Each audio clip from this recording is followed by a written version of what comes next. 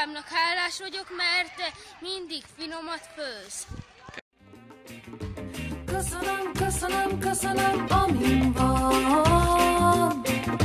Köszönöm, köszönöm, köszönöm, ahogy van. Köszönöm, köszönöm, köszönöm, amin van. Fanni, mindig mellettem állsz, hogyha bajban vagyok, és remélem, hogy a jövőben is fogsz nekem segíteni. Hálás vagyok mindenért, amin van. Hálás vagyok mindazért, ahogy van. Hálás. Ha hálát adok, akkor könnyebben érzem magam. Hálás vagyok mindenért, amin van. Hálásak vagyunk a kedvenc tanárunknak! Adok, akkor szeretetet érzek.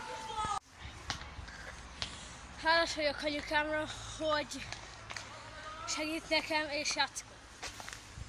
Én azért vagyok apukámnak hálás, mert mindig megvigasztal. Anyukámnak azért, mert mindig leül velem tanulni. És amikor itt van a bátyám, akkor mindig segít nekem.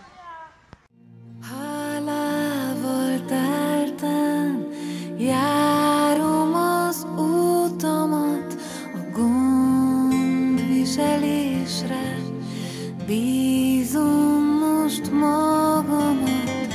Minden mi szép most engem támogat az életem. Fénylő virágos rég. Ha hálát adok, akkor szeretnek, és én is szerethetek. Én meg azért, mert mindig ötös. De az sincs benne az ellenőrzőben.